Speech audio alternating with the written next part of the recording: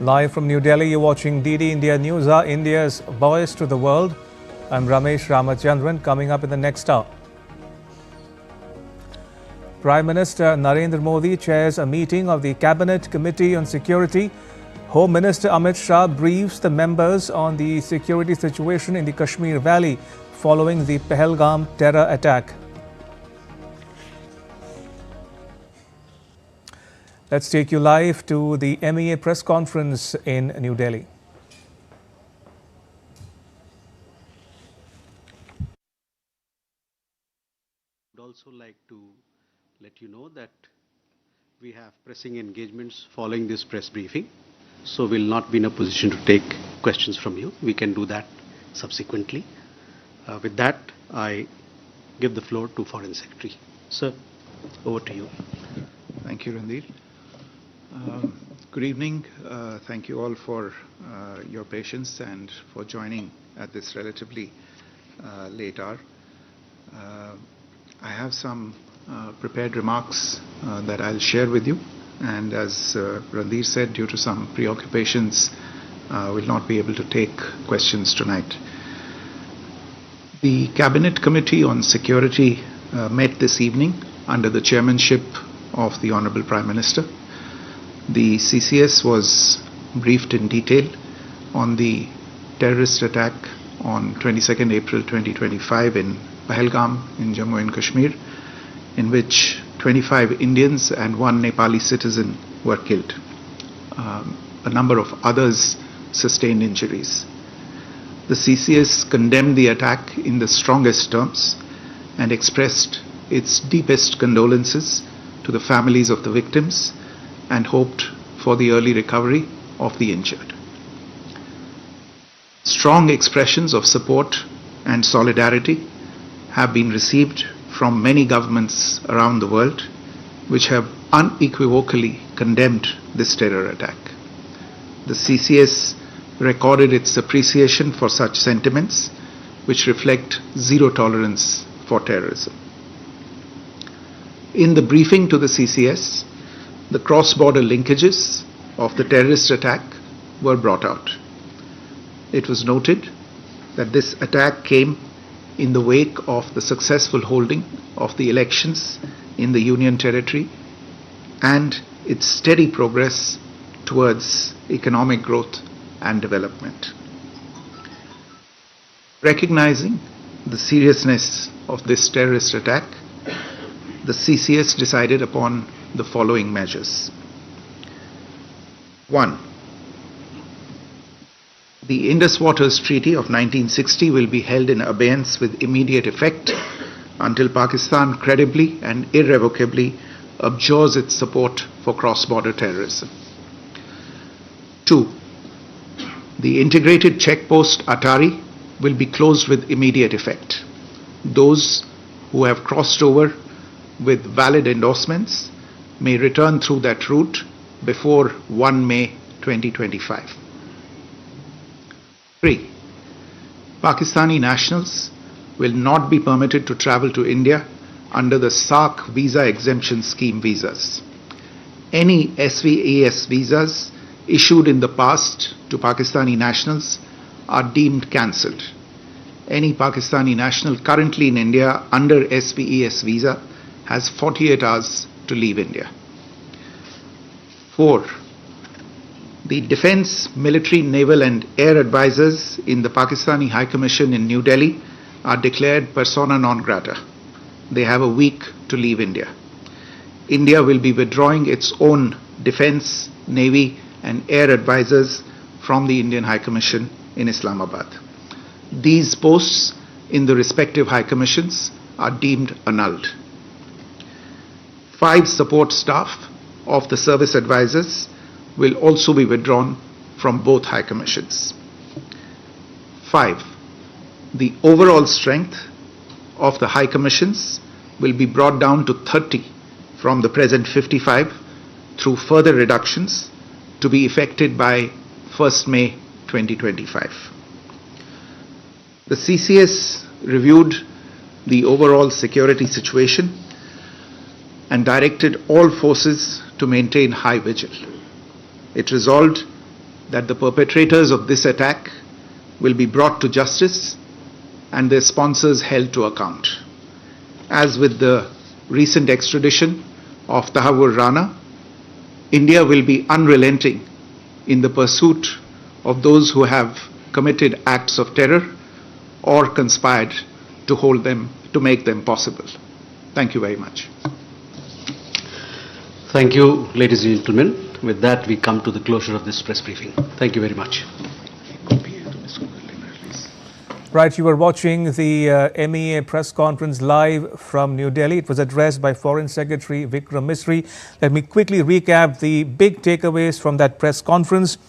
The Foreign Secretary mentioning that there have been 26 casualties, 25 Indian nationals and 1 citizen of Nepal. India swears by zero tolerance approach to terrorism, and he announced 5 major decisions taken at that CCS meeting, the Cabinet Committee on Security. Number 1, the Indus Water Treaty of 1960 has been kept in abeyance with immediate effect. Number 1. Number 2, the integrated checkpost at Atari on the Indian side of the border with Pakistan has been closed with immediate effect, and all Indian nationals are advised to return via that route by the 1st of May. Number 3, Pakistani nationals living in India under the SARC exemption visa, those visas now stand cancelled and they're given 48 hours to return to where they came back from. Number 4, the military attaches and advisors in the Pakistani High Commission in New Delhi have been declared persona non grata. They have 1 week to return to their to Pakistan. Similarly, India has withdrawn its advisors and attaches from its mission in Pakistan. And last but not the least, the strength of the Indian mission in Pakistan and similarly with the Pakistani mission in New Delhi, the strength has been reduced from 55 to 30. It will be done by the 1st of May. So 5 key decisions taken at that very important meeting chaired by Prime Minister Narendra Modi in New Delhi this evening local time. Right, let's get you some more news on DD India Newshour. Now, PM Modi asserted that those behind the Pahalgam terror attack will be brought to justice. He chaired that CCS meeting in New Delhi. Defence Minister Rajnath Singh warned that India will get to people who stand in the shadows and plot attacks. For his part, Home Minister Amit Shah visited Jammu and Kashmir and paid homage to victims. The Jammu and Kashmir Lieutenant Governor Manoj Sinha chaired a security meeting in Srinagar as well. India sent a strong message to the perpetrators of Pahalgam terror attack, which caused the loss of 26 innocent lives in Jammu and Kashmir. Prime Minister Narendra Modi, who cut short his visit to Saudi Arabia, held a meeting of Cabinet Committee on Security or CCS over Pahalgam terror attack. The meeting was attended by Home Minister Amit Shah, Defence Minister Rajnath Singh, External Affairs Minister Dr. S. Jaishankar and others officials. Earlier on Tuesday, Prime Minister wrote on X, and I quote, "Those behind this heinous act will be brought to justice. They will not be spared. Their evil agenda will never succeed. Our resolve to fight terrorism is unshakable and it will get even stronger." Earlier, addressing an event in New Delhi, Defence Minister Rajnath Singh warned of a befitting response, asserting that, besides the terrorists, those behind the scene who orchestrated the act will not be spared either. Bharat एक इतनी पुरानी सभ्यता और इतना बड़ा देश है जिसको ऐसे किसी भी आतंकी गतिविधियों से किसी भी सूरत में डराया नहीं जा सकता। ऐसी हरकतों का जिम्मेदार और इसके जिम्मेदार लोगों को आने वाले कुछ ही समय में जोरदार तरीके से नजर आएगा। मैं देशवासियों को आश्वस्त करना चाहता हूं। Meanwhile, Home Minister Amit Shah, who reached Jammu and Kashmir within hours of the terror attack on Tuesday, visited the Baisaran Meadow in Jammu and Kashmir, where terror attack took place. Home Minister also paid homage to the victims by laying a wreath at a poignant ceremony in Srinagar. Later, Amit Shah, along with Jammu and Kashmir Lieutenant Governor Manoj Sinha, met the families of the victims of the terror attack. Amit Shah also visited hospital in Anantnag to meet the injured. Later in the evening, Lieutenant Governor of Jammu and Kashmir Manoj Sinha chaired high-level security meeting in Srinagar. In Jammu and Kashmir, security across the Kashmir Valley has been increased manifold after the attack. The security agencies have also released sketches of 3 suspected terrorists involved in the attack. A national investigation agency team also reached the attack site. The Jammu and Kashmir police has joined the investigation. Bureau Report, DD India. All right, joining me is Ambassador Prabhu Dayal. He's a former Indian ambassador and also former Consul General in Karachi, Pakistan. Ambassador Dayal, welcome to DD India Newshour. We just heard the Foreign Secretary brief media persons there in New Delhi towards the end of that very crucial Cabinet Committee on Security meeting chaired by the Prime Minister himself. 5 key outcomes from that meeting, Ambassador Dayal, if I can just quickly recap for the benefit of viewers joining in. First and foremost, the Indus Water Treaty of 1960 stands in abeyance, number 1. Number 2, the Atari checkpost stands closed with immediate effect. Number 3, all Pakistani nationals under the SARC exemption visa, those visas are deemed cancelled and they have 48 hours to return back home. Number 5, the military attaches and advisors in both missions have been, in Pakistani mission in particular, have been declared PNG and they have 1 week to return to their country. And last but not the least, the strength of the missions in both countries stands reduced from 55 to 30 within the next few days, till the 1st of May, in fact. Your thoughts on these key outcomes, Ambassador Dayal? Well, the message is going very clearly. Which the is? Government of India means business. Okay. And the perpetrators of this heinous crime will not go unpunished. Now, everyone knows who is masterminding these terrorist attacks. It is the Pakistan Army and its intelligence wing, the ISI. In fact, people speak of various terrorist outfits in Pakistan like the Lashkar-e-Taiba and the Jaish-e-Mohammed and Hizbul Mujahideen. The biggest terrorist outfit in Pakistan is its army. The Pakistan Army is GHQ. the biggest terrorist outfit in the world. And I think the Government of India has sent a very clear message. The 5 key points which you mentioned, the Indus Water Treaty will now be in abeyance. The size of the missions, the high commissions will be brought down from 55, I think, to 30. That's right. The air attaché and the naval attaché will be sent back. And of course, Pakistanis who are here on these visas have been asked to go back, and Indians have been told to come back also. So, well, these are very significant pointers at the fact that the Government of India is planning some action. And I think the message should have gone across unambiguously to the Pakistan government. You know, we have been hearing reports that the Pakistani army is not patrolling anymore, it's in the bunkers, etc. I think they're expecting some retaliation from India, and I have a feeling that retaliation is going to be big. And that is why these very significant steps have been announced by the Government of India, because they convey to the Pakistanis that we are going to punish. If I understood you correctly, Ambassador Dayal, you were saying and suggesting that this should be seen as a first installment or tranche of measures taken by India. There is lots more to come, possibly? Absolutely. This is just the first tranche. And this has been arrived at through a quick meeting. But I'm sure that the Government of India and its various agencies are deliberating on how they can take action against Pakistan. And everybody in India feels that this action is needed. You know, you have seen visuals on your channel of people in Pakistan or in Jammu and Kashmir, Muslims who are calling for punishing the perpetrators of this crime. So everybody in India is unanimous when it comes to the idea of punishing the perpetrators of this crime. And as I said earlier, the Pakistan army is certainly behind whatever has happened. Ambassador Dayal, I don't want us second guess what the government of India might be planning to do going forward, but for the sake of argument here, for the benefit of viewers joining us to understand the nuance of the situation at hand, are you dismissing or ruling out various options, including a kinetic option, diplomatic, political, economic countermeasures?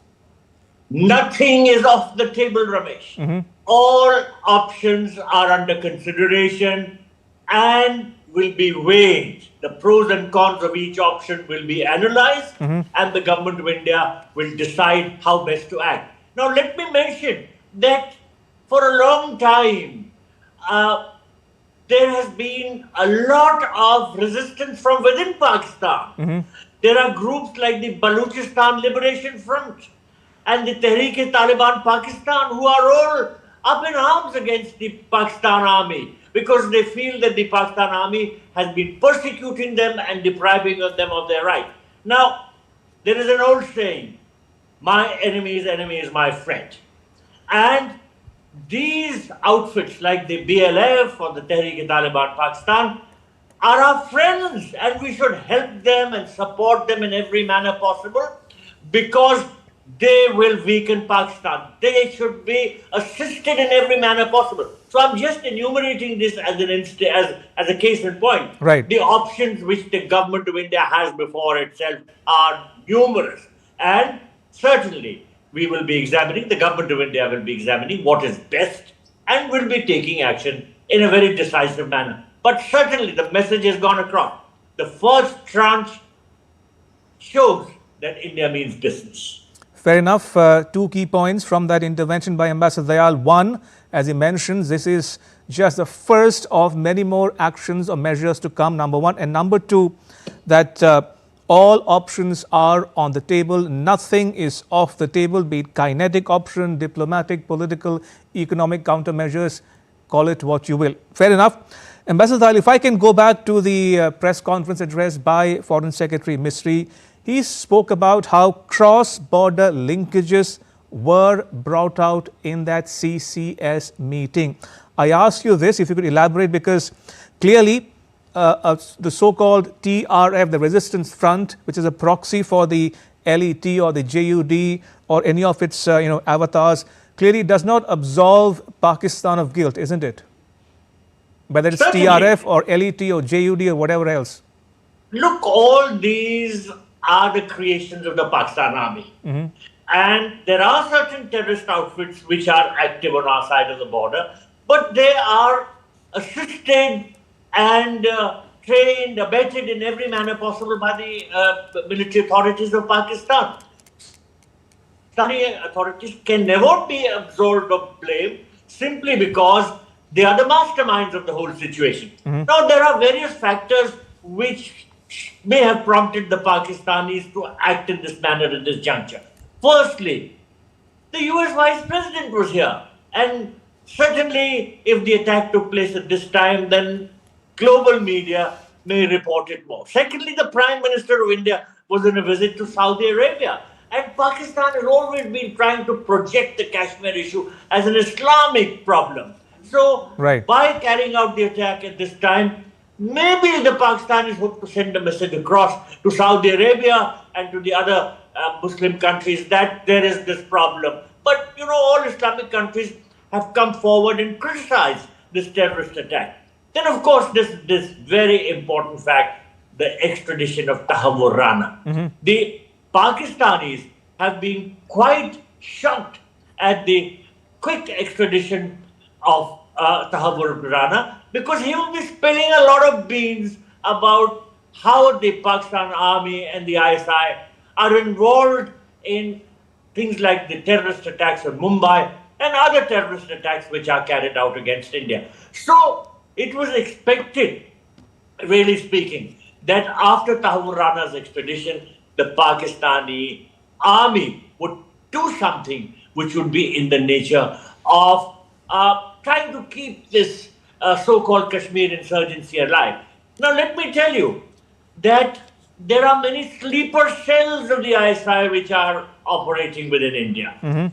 There are many fifth columnists around here, people who somehow connive with the Pakistani side. Now, I'm sure the government of India will be cracking down on all such mischievous and dangerous elements. And I think that there will be some very decisive action which we will see happening. And certainly the government of India has sent a message. It is not going to take things lying down. Fair enough. Ambassador Dayal suggesting that New Delhi means business this time. Ambassador Dayal, one quick question before we let you go. Another point that the Foreign Secretary referred to towards the end of his intervention there, he said, and I'm paraphrasing him here, he says India would be unrelenting in its search for justice. And he referred to how India has been receiving support and solidarity from countries around the world, from world capitals, leaders and governments alike. In that context, Ambassador Dayal, if I could ask you, clearly, India's patience is not inexhaustible. That said, why are some governments or capitals around the world shying away from calling Pakistan's bluff? Well, you know, as far as this particular incident is concerned, more and more countries are coming forward and criticizing what has happened. Now, as regards the Pakistani bluff, you know, Pakistan has been able to play some cards pertaining to how strategically important it is. For instance, we had succeeded in putting Pakistan on the grey list of the Financial Action Task Force. Then some countries, including the United States, helped Pakistan to get out of that. And what was the reason? The United States needed Pakistan at that time in the context of its policy towards Afghanistan. So Pakistan has been able to utilize the sort of utility it has, you know, for the big players. Of course, it is China's catchpole.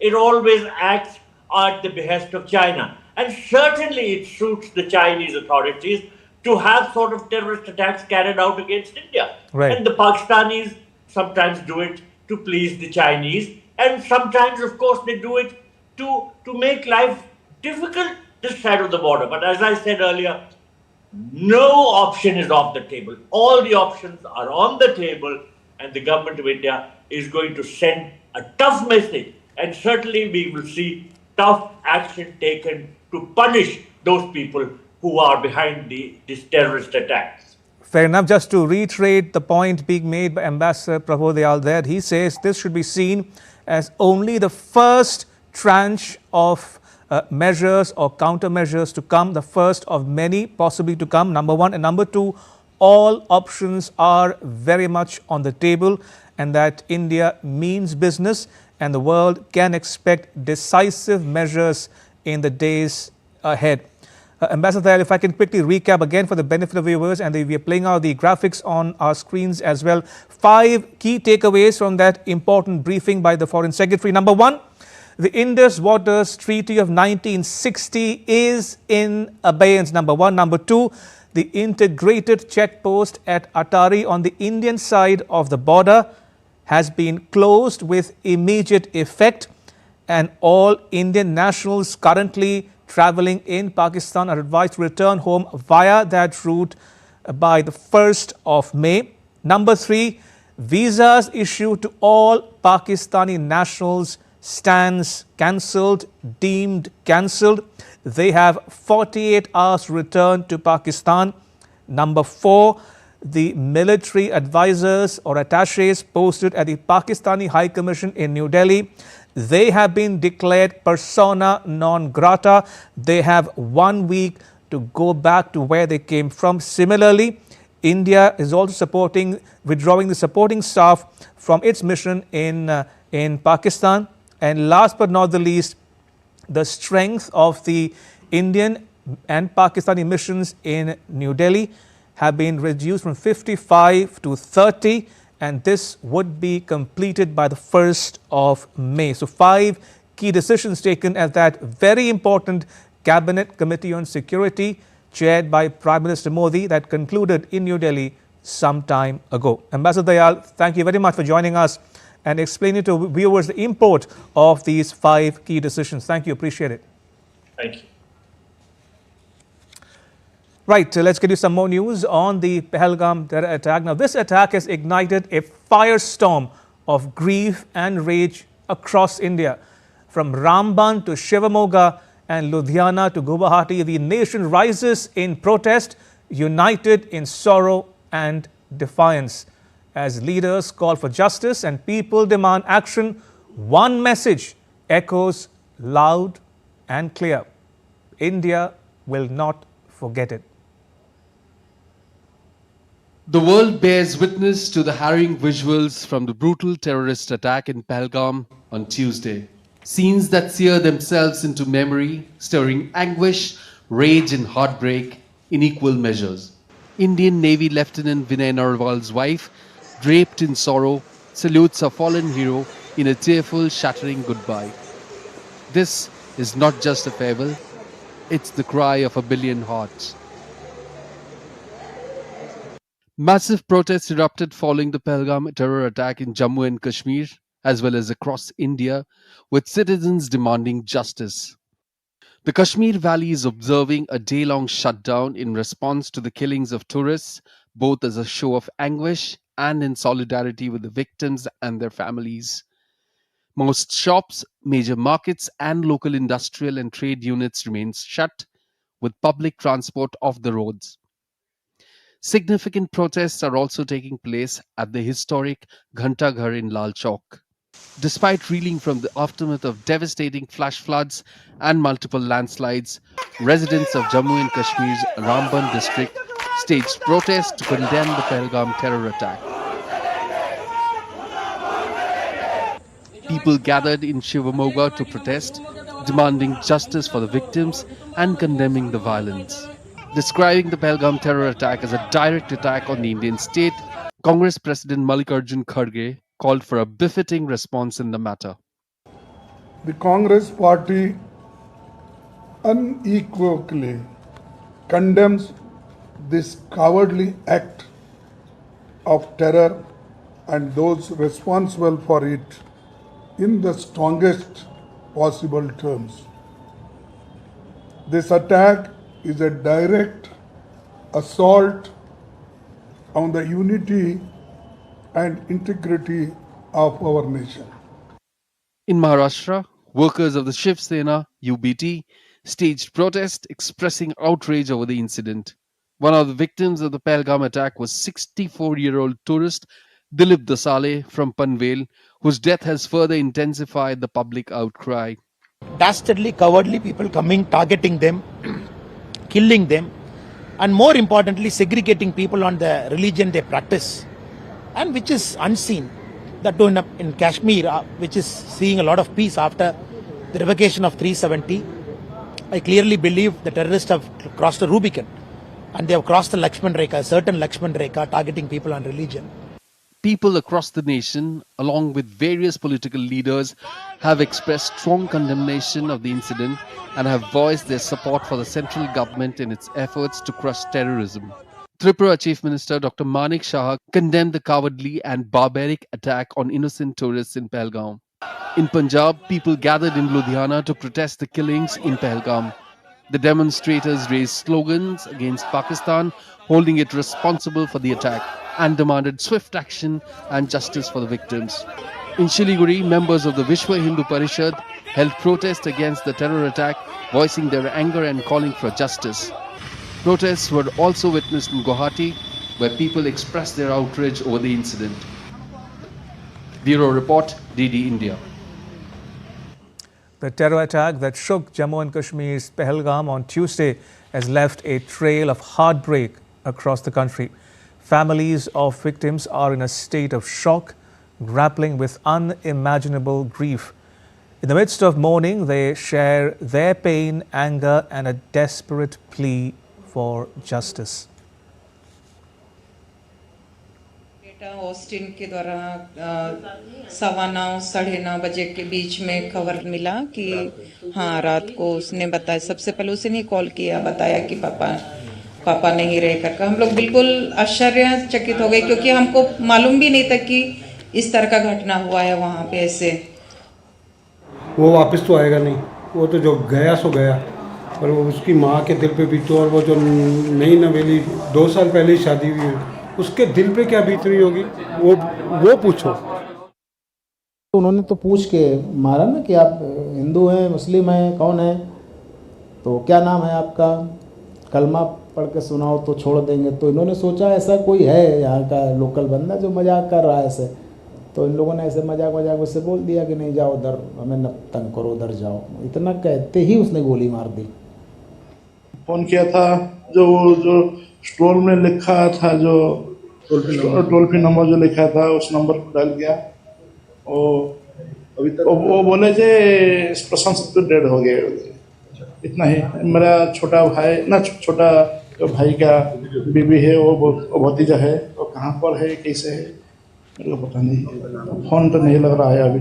तो अभी additional DSP phone किए थे मेरे को। Right, still to come on DD India Newshour.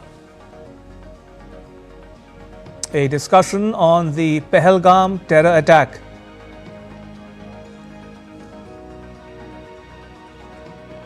India's April business growth hits 8-month high as export orders surge. And Tesla's CEO Elon Musk to reduce the time he devotes to Trump's government and focus instead on running his companies.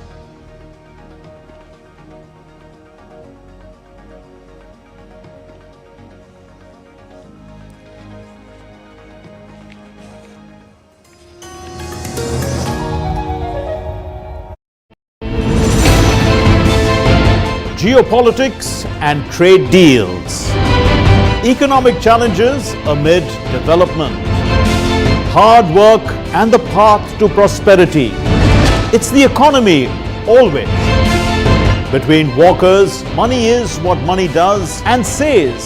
Supply creates its own demand. Between the bulls pulls and bears tears. When supply chains globalization and India rises to the podium. We'll get you centered with the economic brief at 8 p.m. every Thursday on DD India.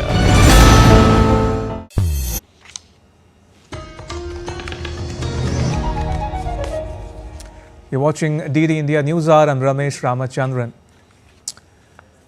Right, let's get you a quick recap of the headlines. India suspends the Indus Water Treaty with Pakistan over the Kashmir terror attack, asks Pakistan nationals to leave the country in 48 hours. Officials at the Indian High Commission at Islamabad to be reduced from 55 to 30.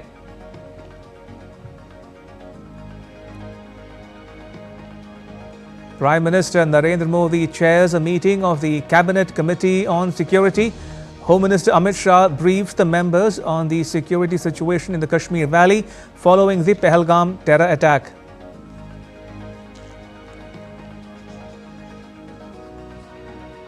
Defence Minister Rajnath Singh vows a befitting response to those behind the terror attack. Home Minister Amit Shah visits Pahalgam, meets families of victims.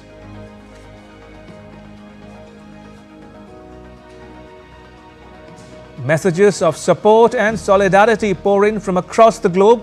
Leaders and governments condemn the Pahalgam terror attack.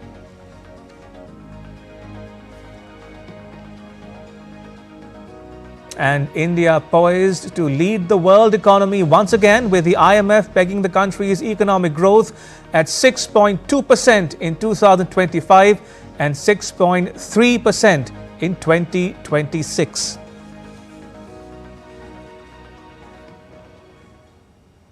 The big news we're tracking at this hour: the Ministry of External Affairs of India has briefed the media following the meeting of the Cabinet Committee on Security, or CCS, chaired by Prime Minister Narendra Modi. Among other measures, the CCS decided to close the Atari Wagah checkpost. The Foreign Secretary gave details of those measures taken by India in the wake of the attack in Pahalgam. Take a listen. Recognizing the seriousness of this terrorist attack, the CCS decided upon the following measures. 1. The Indus Water Treaty of 1960 will be held in abeyance with immediate effect until Pakistan credibly and irrevocably abjures its support for cross-border terrorism. 2. The integrated checkpost Atari will be closed with immediate effect. Those who have crossed over with valid endorsements may return through that route before 1 May 2025. 3. Pakistani nationals will not be permitted to travel to India under the SAARC visa exemption scheme visas. Any SVAS visas issued in the past to Pakistani nationals are deemed cancelled.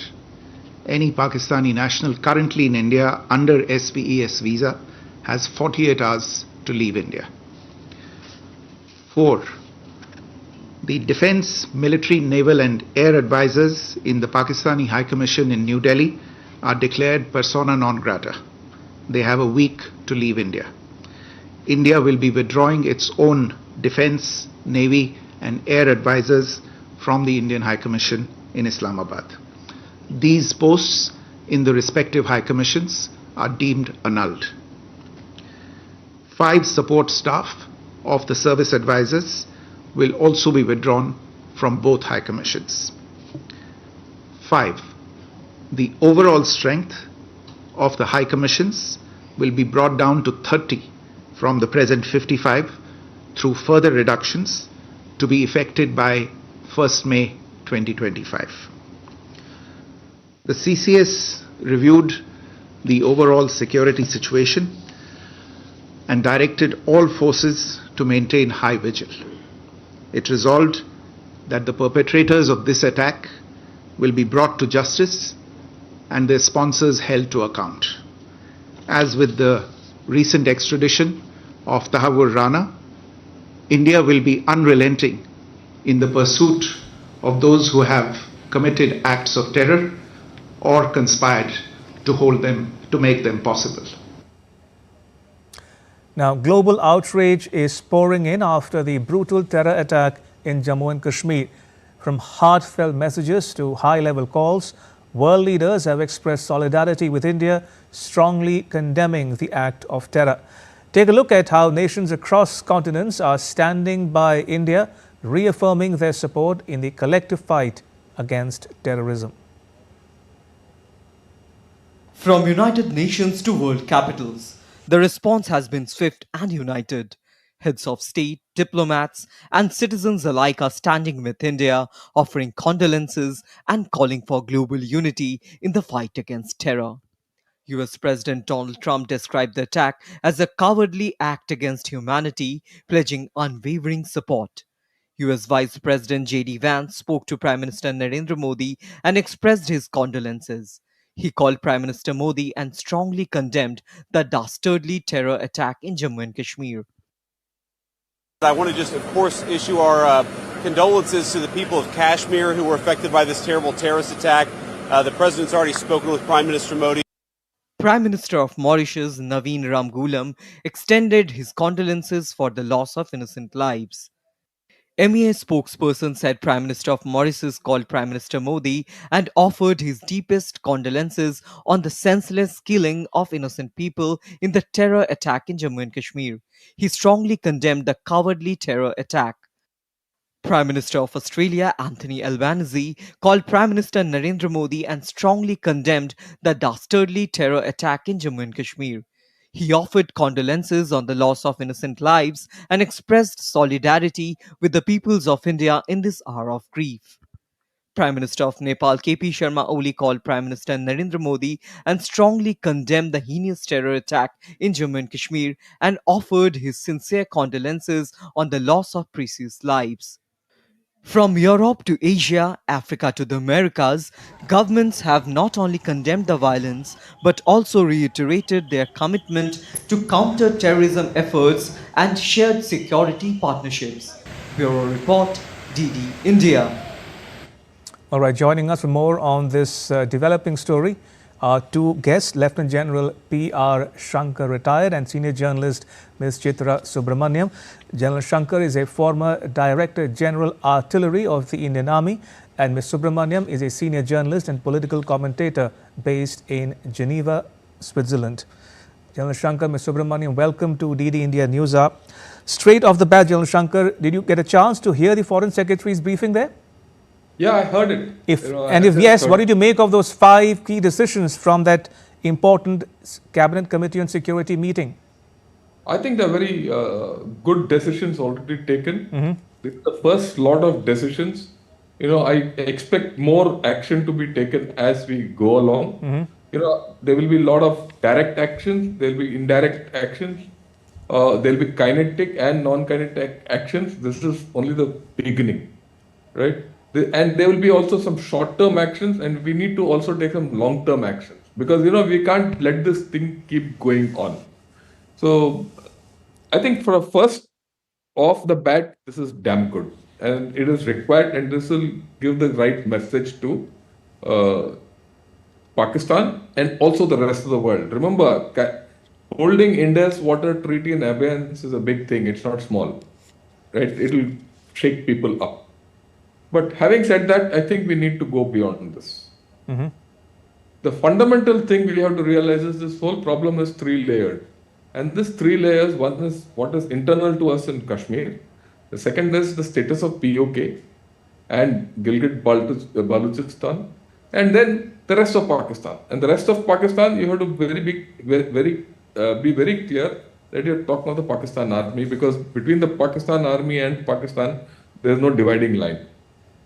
Okay? And I think this is also the time from a long-term perspective, we start, taking steps to get back POK. And these steps are not military in nature.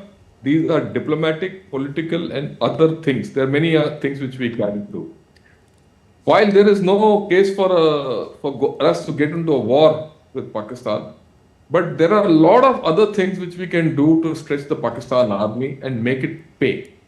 And just make them deploy and redeploy, because they would already be doing all that. Already from what I could make out in social media and other media, they have already rushed troops from 11 Corps and 12 Corps from the Afghanistan border across to India. They have put PAF on high alert.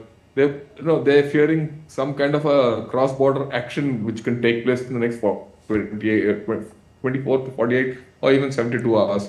So they'll be doing all this. Okay. Don't let them off the hook. Put pressure on them. Make them deploy, redeploy, and spend money which they can't afford. And we can do everything. We can also start rethinking of whether to, reheat the LOC up. Okay. Start cross-border punitive strikes against and non-contact punitive strikes along the LLC. So I think these are broad things at this point of time. We Fair can enough. Think of. There are more to come. Okay. And this is, I think, the way. But the major thing is, I don't think we should go back from here. We should have long-term solutions. Fair enough. Point taken. That's the thing, the way I look at it. We can have more views and then we can discuss further. Absolutely. Ms. Subramaniam, General Shankar seems to suggest that that this should be seen as the first tranche or installment of many more measures to come, including the kinetic option, political, diplomatic, economic countermeasures, number 1. Number 2, all options remain very much on the table.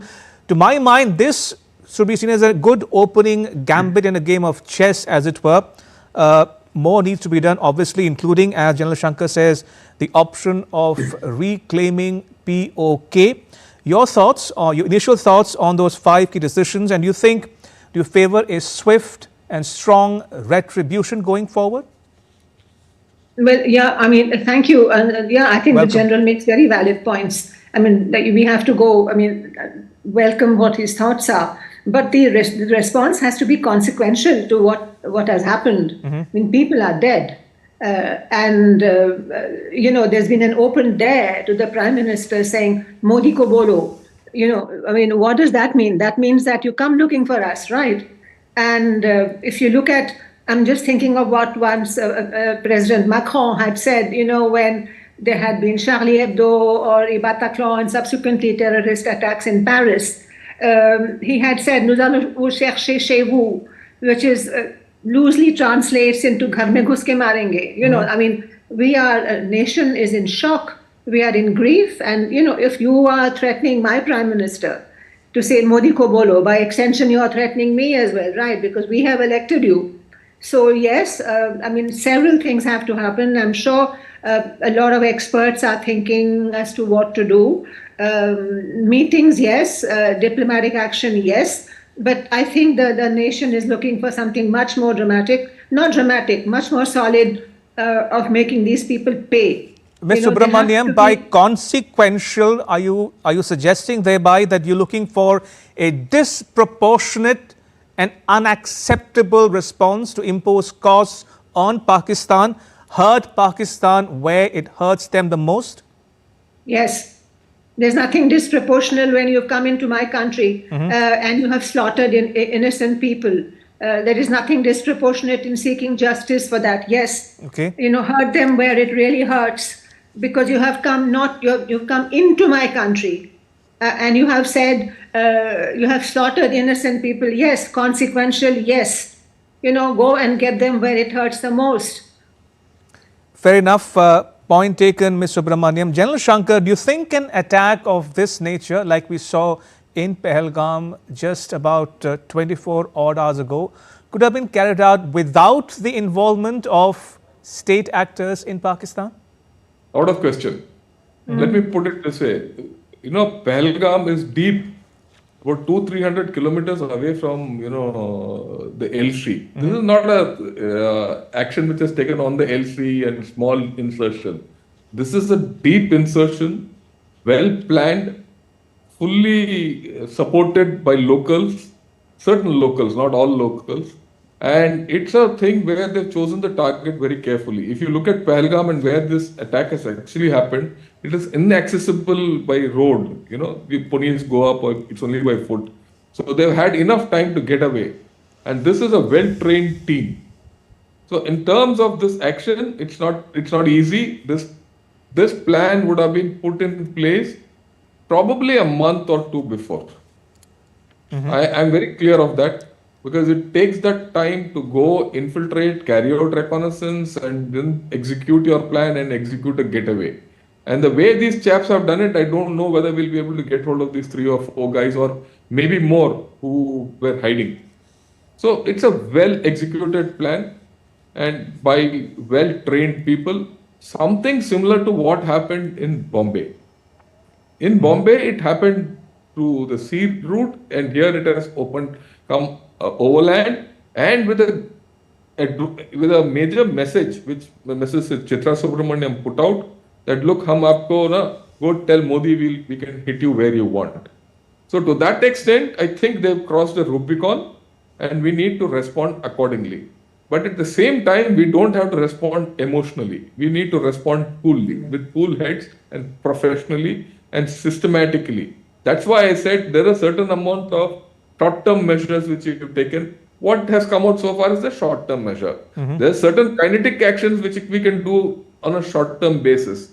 You can be punitive across the LOC with through non-contact methods and hit them where it counts. There are places, right? I'm sure the army knows what to do about these things. But it's the long-term things which we have to now start unfolding. Look, let's not get emotional and say, look, let's do a Balakot on them again and all that. We must realize that whenever we did the surgical strikes and Balakot and, high-profile actions, they would seem high-profile for that point of time. But beyond that, the effect on Pakistan has not been too much. So you have to do some things which are beyond this, right? And I think that's the way to go forward. Like I said, think through with a cool mind. From what it was from, say, what happened in Pulwama, or for that matter, what happened in Uri, today you're diplomatically better off, you're militarily better off, and you're economically much better off. And you are a counted member of the Committee of Nations, and people respect you.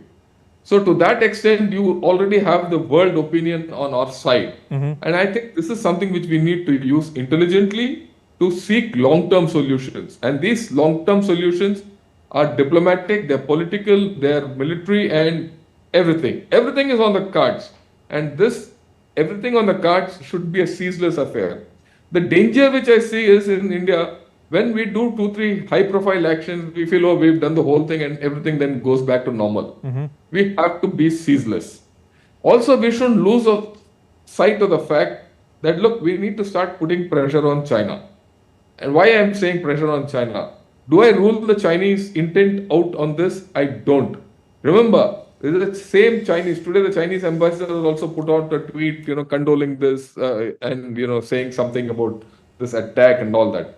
But it is the same Chinese people who exercised their veto and did not let LET to be put on the list of terrorist organizations, or did not let Hafiz Syed be put as a terrorist, right?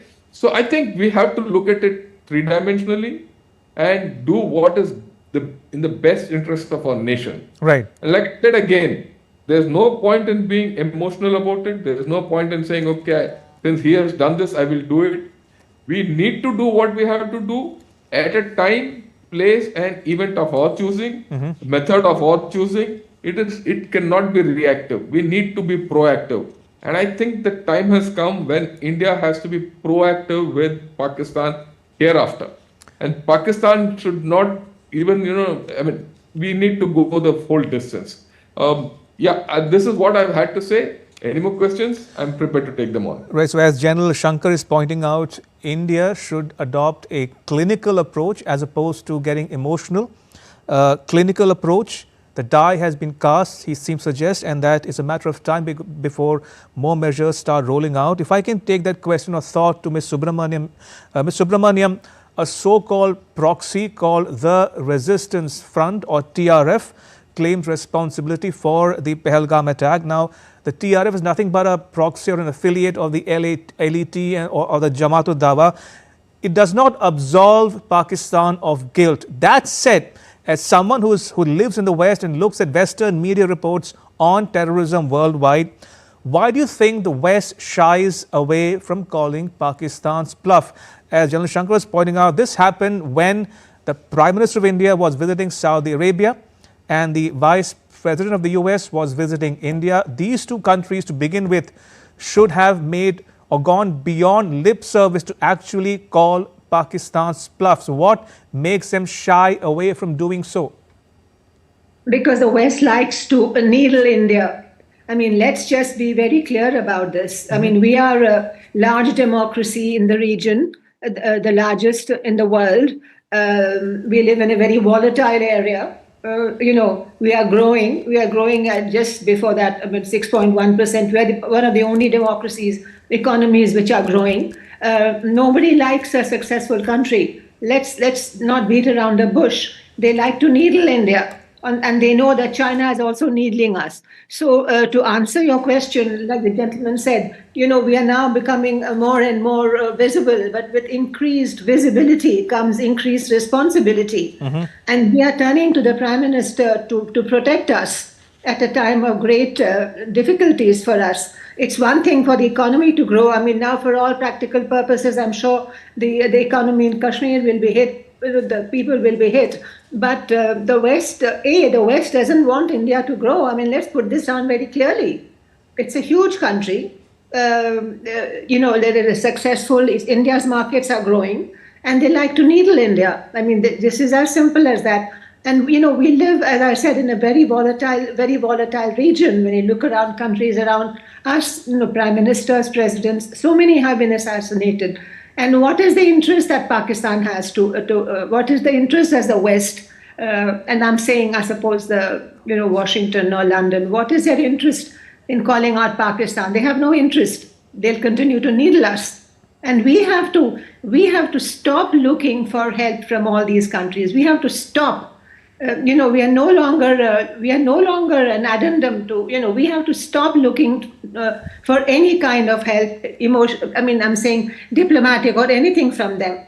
Once you turn that, we've got to stop asking for them to recognize our issues. They need us more than we need them. And that conversation has to happen. That thing has to happen, especially after what happened in Pahalgam.